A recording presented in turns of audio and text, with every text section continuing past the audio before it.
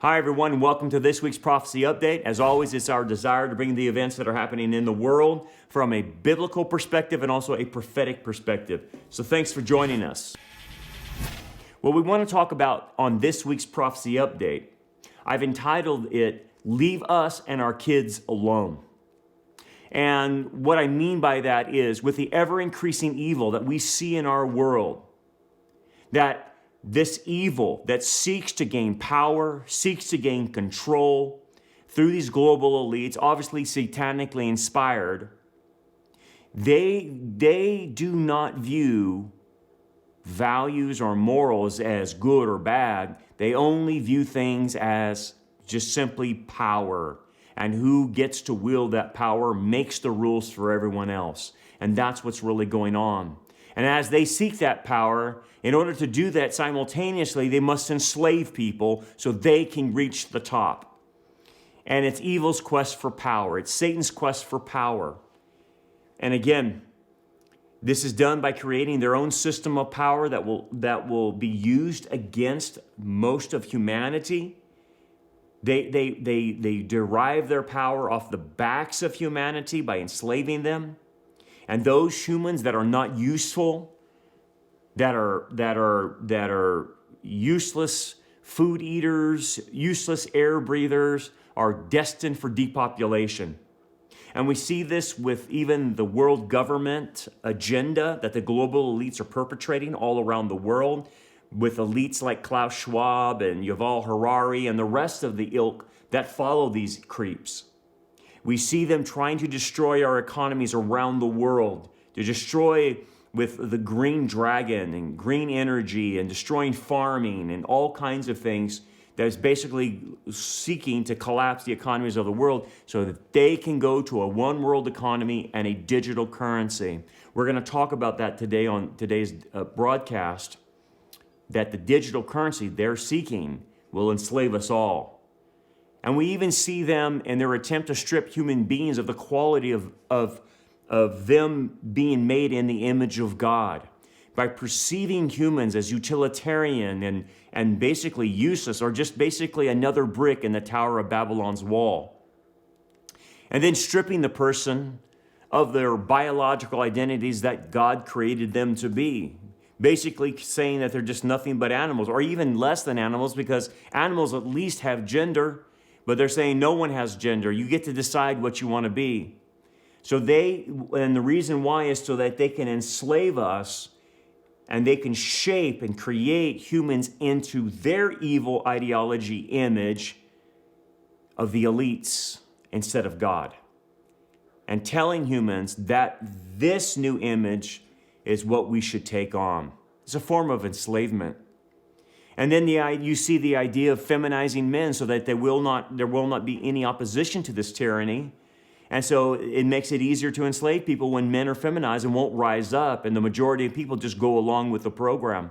They have effectively enslaved males. And as you know, it has eventually went so far now, they have deconstructed godly sexuality. And now using sexuality in a perverted way to enslave people to a system of unnatural sexuality, such as enslaving people to the gay and lesbian lifestyle, enslaving people to transgenderism, and even now promoting child molestation via pedophilia. And with the advent of this pedophilia being now promoted as normal, they look and seek to harm the lives of innocent children. Well, that's the last line. You start harming innocent children with pedophilers, then at some point, humanity has to stand up against this. It starts with the Christians, and the rest of humanity has to see how evil this is and says, stop now. And so it's time that we take our stand, if you haven't taken your stand, against this tyranny of evil that seeks to enslave us. To take our stand against the enslavement that's coming to us all economically, enslaving to food, deprivation, enslaving us to gross immorality. And we have to say, no more. Enough is enough. You go no further. We won't allow you to enslave us and our children. We will not allow you to hurt our children. And so on our broadcast, we're going to discuss the agenda to enslave us and our children by looking at the recent scandal of Balenciaga, the demonic child pedophilia that company's all about. We're going to take a look at China, enslaving their people, locking them up in homes. And we're going to even talk about what's happening as far as the introduction of a digital currency that's underway here in the United States and around the world. So we're going to look at a lot, but the issue is, will we be able to stop this enslavement?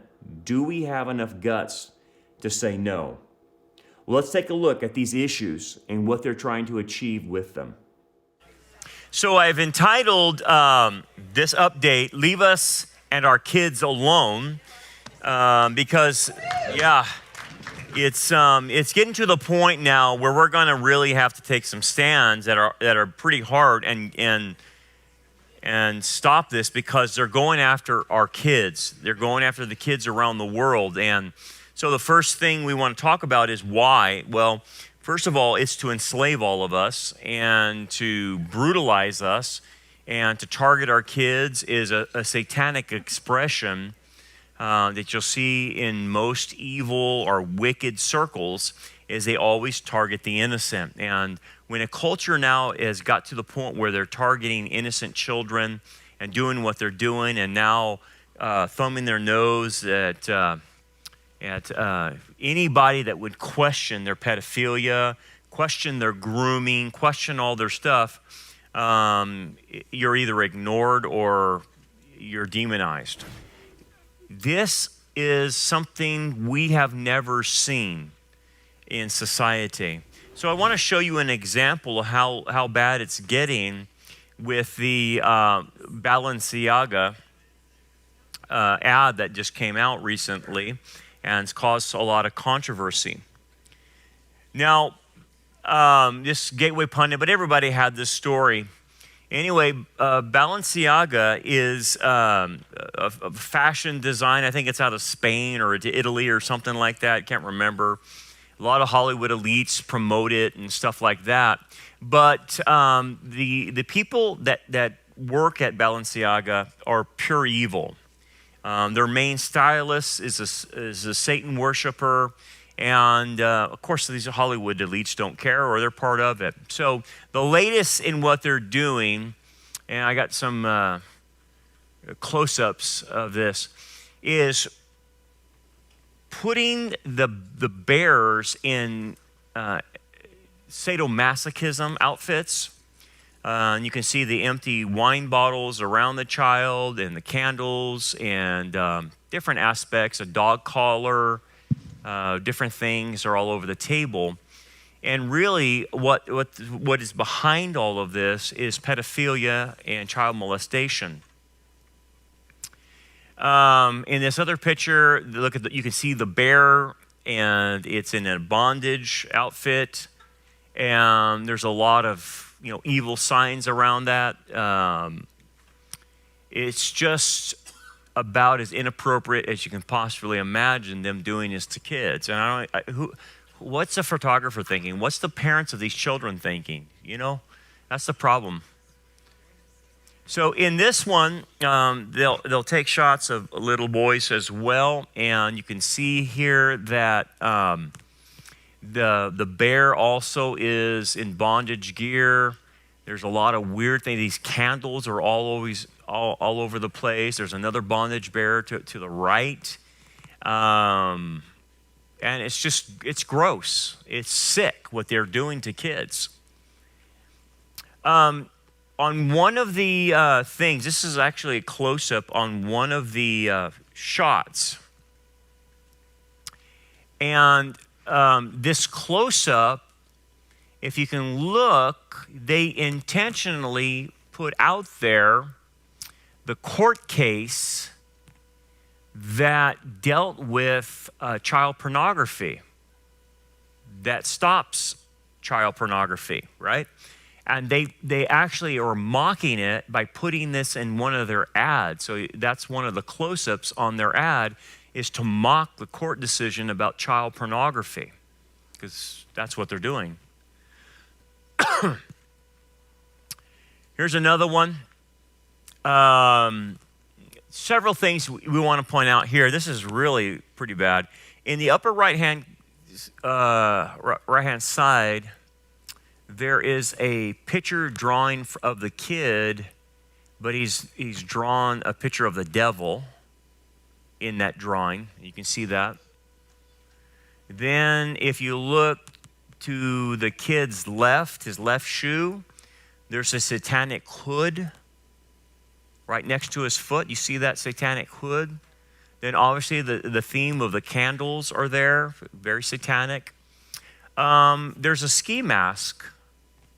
There's like a terrorist mask or whatever right there on the left-hand side on the bottom. And there was something else. The what? Oh, yeah. That's what I wanted to point out. Now, look at you can see the name on the mat, Balenciaga. The tape there, the yellow tape, adds an extra A, and it says Baal.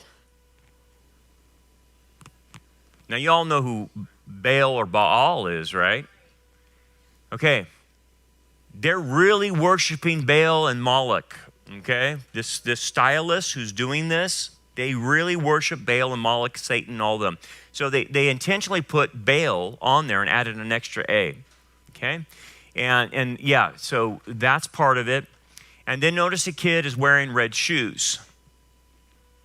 And you think, what's the big deal about red shoes? Because in the elite circles, like at John Podesta's house, he has pictures of kids with red shoes. And the red shoes are symbols of, pedophilia. So this child is wearing the red shoes, a symbol of pedophilia. John Podesta has this kind of artwork all over his house, apparently. A lot of these elites, obviously Epstein and all these other people, are involved in child molestation, pedophilia, you name it, right? They're all involved in this. I mean, Biden's nickname from Hunter is Pedo Pete. Did you know that? They found that on his laptop. In one of the categories of information to his father, the category that he had it labeled is Pedo Pete. Okay? That is the nickname of his own dad, is Pedo Pete. Pedophiler Pete. Okay? There's something really eerie going on in the Biden family. Really bad, sexually. We obviously know Biden's affinity for little girls, right? He's smelling them, talking to them, doing little things here and there, cozying up to them. He obviously seems to be having the characteristics of a pedophiler. And his own son calls him Pedo Pete. Go figure. Let's listen to Tucker on this, and we'll come back. I got more to show you. And welcome to Tucker Carlson tonight. It is a stable of so-called conspiracy theories that at the highest levels of politics and finance, there is a shadowy cabal of pedophiles who use their power to hide the crimes they commit against children. That people think that. Sounds pretty far out to us, too dark and strange to be true. And of course, we are not obviously endorsing that idea. On the other hand, you can kind of see why people might believe it.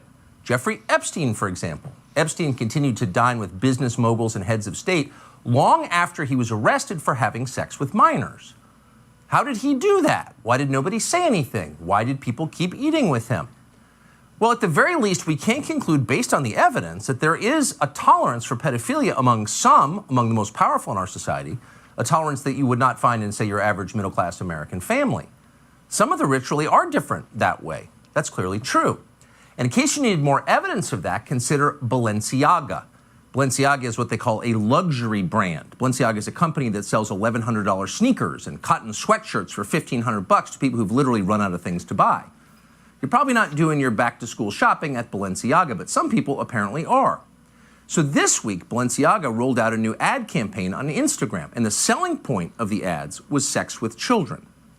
One photograph showed a very young girl lying face down on a couch with candles, empty wine glasses, and a dog collar on a coffee table in front of her. Another picture showed the same girl, a toddler, holding a teddy bear dressed in sexual bondage gear, including a leather harness. And then, in case you missed the point, we're for pedophilia at Balenciaga. Another picture made it explicit. That picture showed pages from a Supreme Court opinion that struck down a law designed to fight child pornography. Whoever staged the photo shoot made certain to include a portion of that opinion that used the word sex or sexual 4 times. And of course, that was not an accident. Balenciaga wanted you to notice. So this seemed like a big story to us, as we told you last night. Here you have a major international retail brand promoting kiddie porn and sex with children, and not promoting it subtly, but right out in the open. No healthy society can tolerate that, and in fact, none ever have tolerated it. There's never been a time in American history where pedophilia was considered anything other than the worst thing, the most horrifying crime imaginable. Pedophiles famously get killed in prison because even murderers consider them immoral.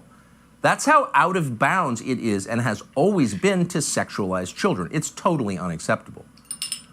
But apparently, it's not unacceptable anymore.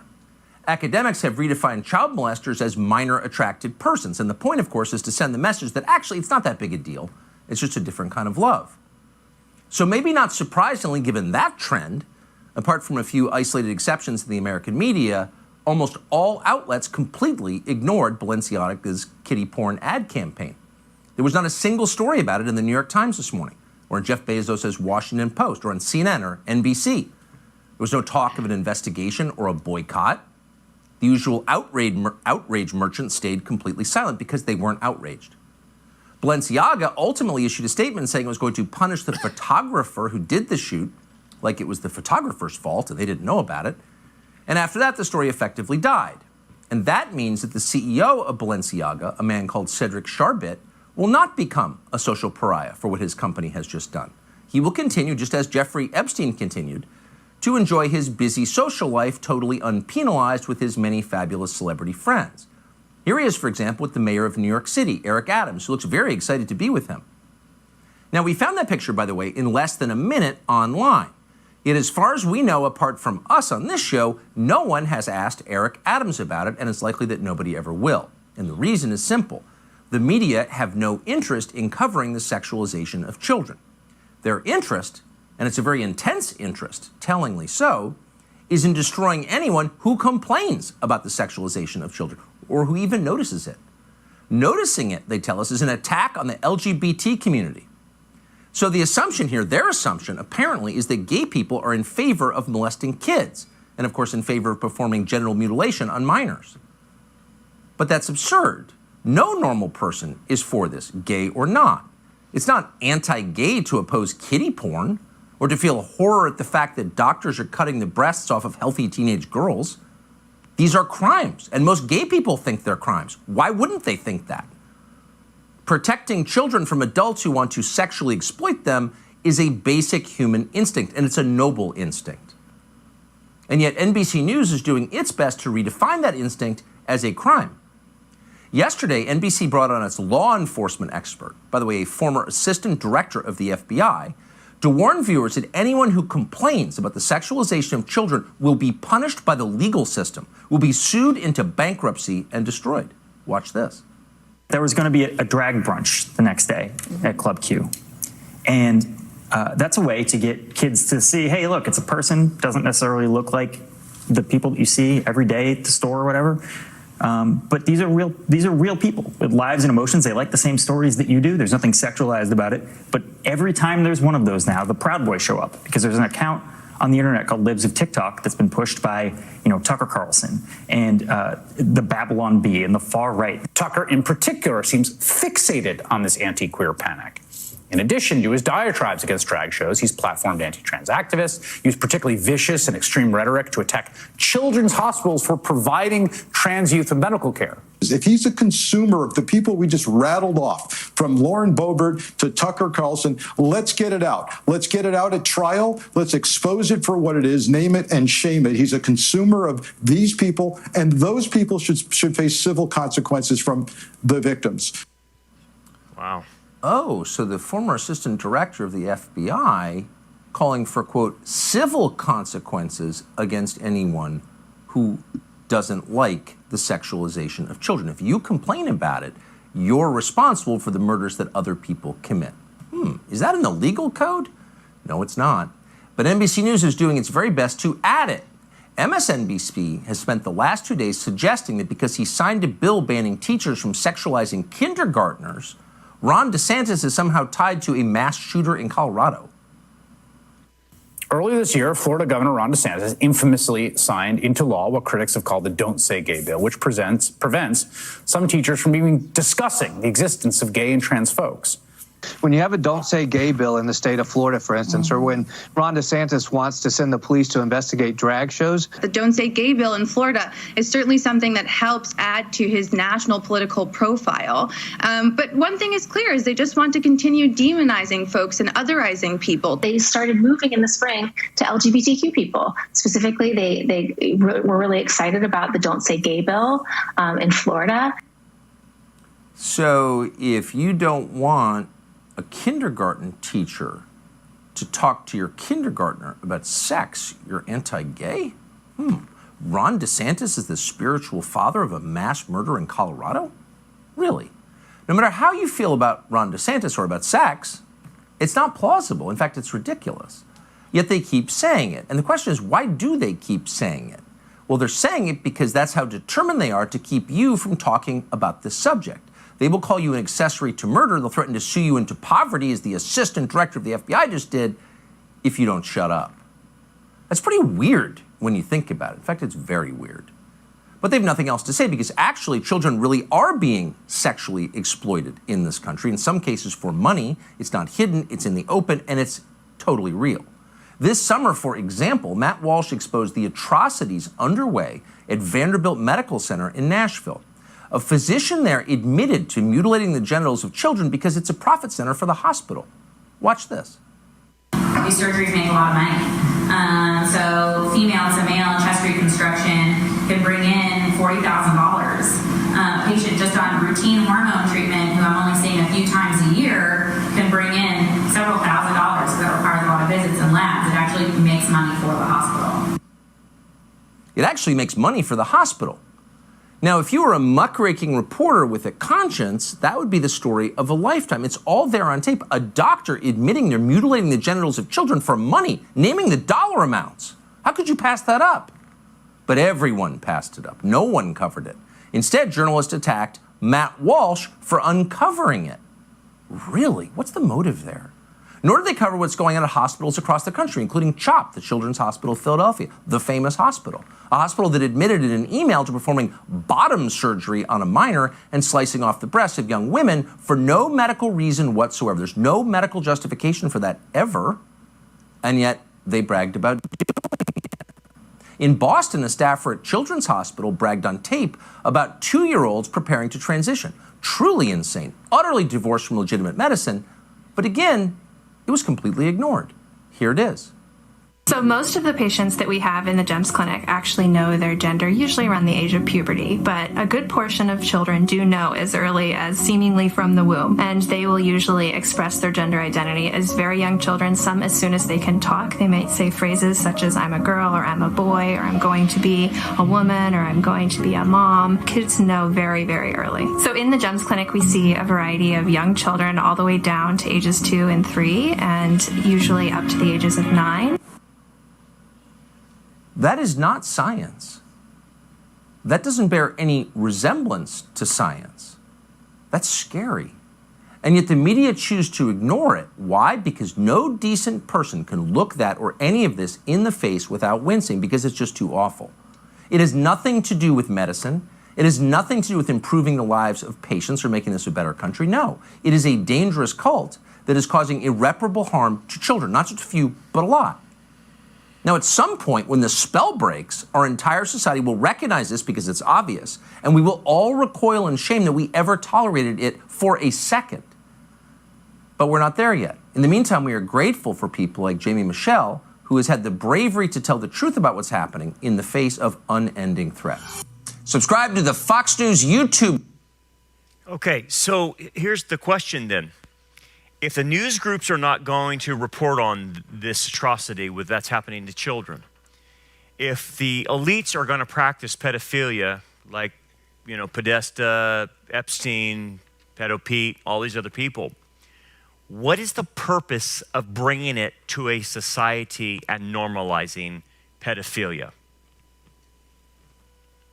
What's the point of doing this?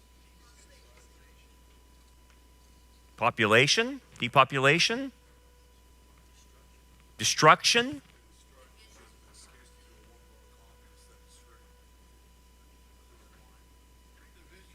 Division? Desensitizing people?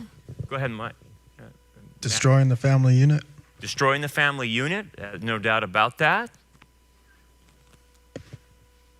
You start seeing there's a multiplicity of factors here.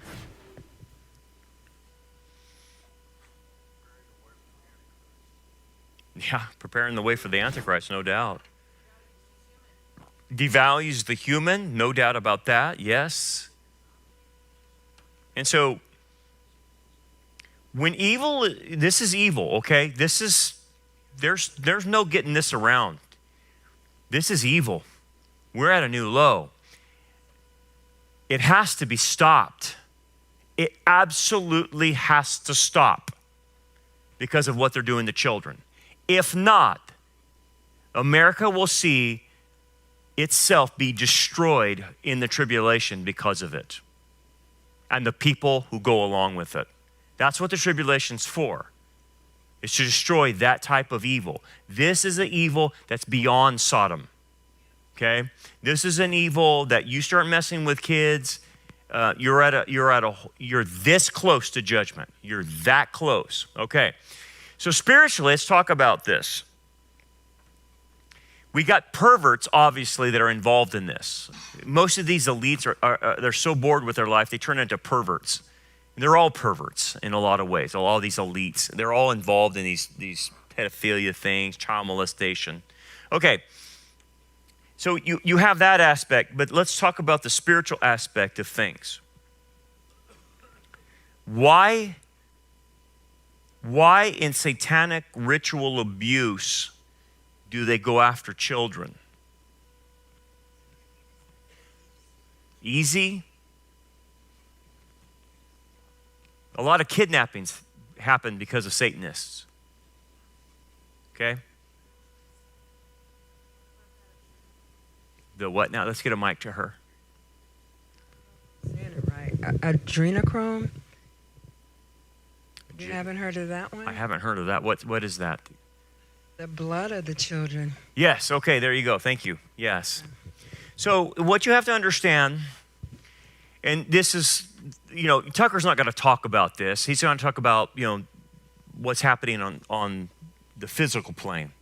What's happening in the spiritual plane is something different that most Satanists understand. They go after children because they believe in the children's blood, and having sex with a child actually gives them power. And so let me show you this. This is the designer of these sets with these pedophilia pictures, right? With his dominatrix bears and all. She's the one who designs the sets. Lada Volkova. Who is she? She's a Baphomet. She's a Baal, Moloch, satanic worshiper. Notice she's all in red and carrying 2 red babies. I wonder what that represents. So it's blood, and her hands are covered with blood.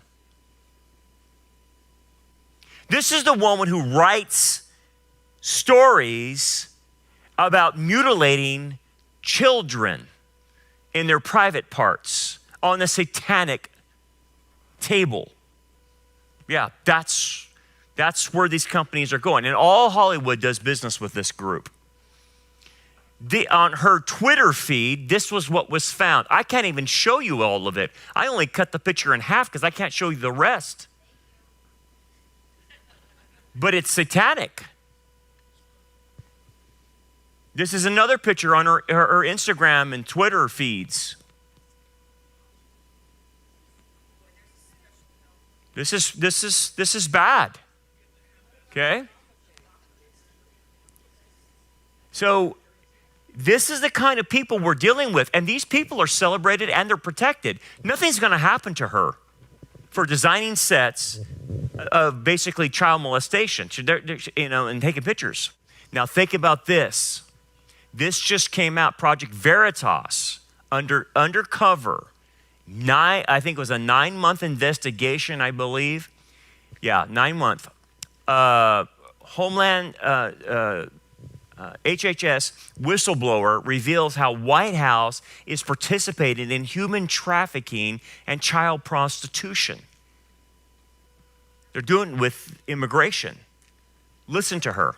The tax dollars of people who are listening are paying to put children in the hands of criminals. I said, I need to make you aware. And they said, Tara, we don't get sued by traffickers. A government whistleblower has stepped forward to Project Veritas to detail her harrowing experience at the Department of Health and Human Services. In 2021, this whistleblower volunteered to assist HHS with the placement of unaccompanied minors and was deployed to the Migrant Emergency Intake Site in Pomona, California. There, she witnessed the agency failing these children, as she puts it, doing the work of the cartels on your tax dollars. These vulnerable children, we care for them, we clothe them, we feed them with your dollars and my dollars. We fly that product directly to the trafficker. God forbid it's sex trafficking. Project Veritas embarked on a 9-month investigation across the country to corroborate our whistleblower's claims. So he attempted to traffic children,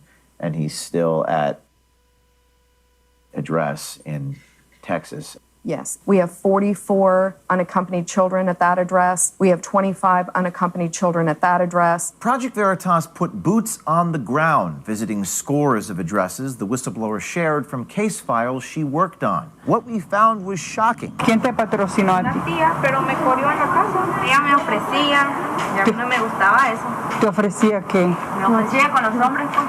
Pero ella, ¿cuántos hombres ella te obligó a estar con cuántos hombres? Bueno, con muchos, ni porque no me gustaba lo que me hacía, me obligaba. ¿Ella de verdad era tu tía o fue alguien que se... Dice que ella me conocía desde chiquita, pero yo no la conocía. The sponsor can hold up that order of deportation to that child and say, if you do not do what I say, I'm going to call ICE on you myself. Me ayudó, nada más que yo me escapé y en la noche ella llamó a la migración. I don't believe that this is something that HHS wants people to know. If you're a case manager and you know this information, if you really care about the children being safe, you need to come forward. 9-month investigation. Our own government is using the cartel, using these people that sex traffic. It's unbelievable. And you don't hear anything about this. Why do you need to see this? Because this is happening. This is the evil. This is another Holocaust happening so much to kids now, to where they're being, trafficked, molested, being. It's insane. It's insane. And we have an obligation to stop it. We have to do something, and we will, because this is beyond. This is something you can't sit on your hands about. This is something you just can't sit back and say, well, they'll take care of it. No, they're not. They're all going with it. They're going for it. And if we're going to be salt and light, we got to do something. So my job is to alert you, and now it's time now we've got to start pushing back. And I don't care if it offends anybody. You want to hurt a child, you're done. Okay? You're done. And we're going to push back as hard as we possibly can against this, because I am not standing in front of the Lord saying, what did you do with my children? Did you defend them? Did you try to stand up for them? I'm not going to have that conversation. So it is the issues of our time, and we have to be alert to stand up against it. Anyway, we've been exposed to evil. You have to see evil, its face, so that you know how to confront it. So now that we're exposed, you have to go to battle. You have to start fighting on your personal level. Starts with your family. You can't have family dismiss this. You have to tell them, look, this has to end.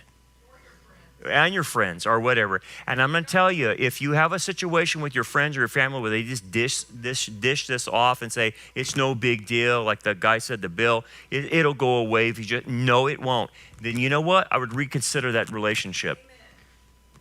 If a person cannot stand for the rights of children, you're useless. You're a useless pustule. I have no use for that kind of individual.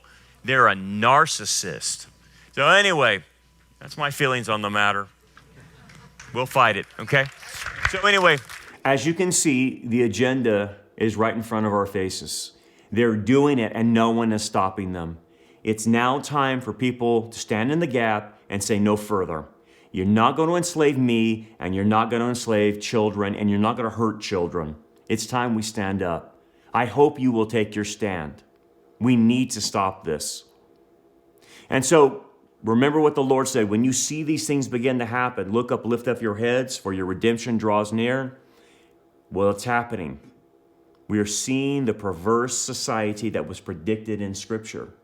We see the ungodliness, the Romans 1 mindset. It is here. And so it's up to you and I to stand against it. I hope you will. Just a few things before we go. Make sure you're on our text alert system, that you give your name and your phone number so we can text alert you to let you know and notify you of things that are happening within the church or broadcasts or something like that. And so make sure you're on text alert system. Also, if you're looking for a church or you're struggling to find a church in your area, go to our church tracker here online and look to see if there's any remnant churches that we have identified that are close to you. And also, if you're part of a remnant church, notify us and let us know that you're part of a remnant church. We'll vet that church. And then if everything goes well, we'll put that on our church tracker. Lastly, pray for us. We're under heavy spiritual attack, and we could use all of your prayers. And one last thing. We thank you all for generously donating to our ministry. It's the reason why we're here and online is because of you.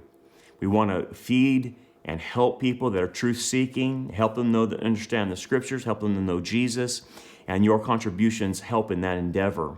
But if the Lord puts it on your heart to help us financially, please consider that, because it helps us grow this ministry, grow our local ministry, grow our online ministry, and allows us to do the things that help reach more people.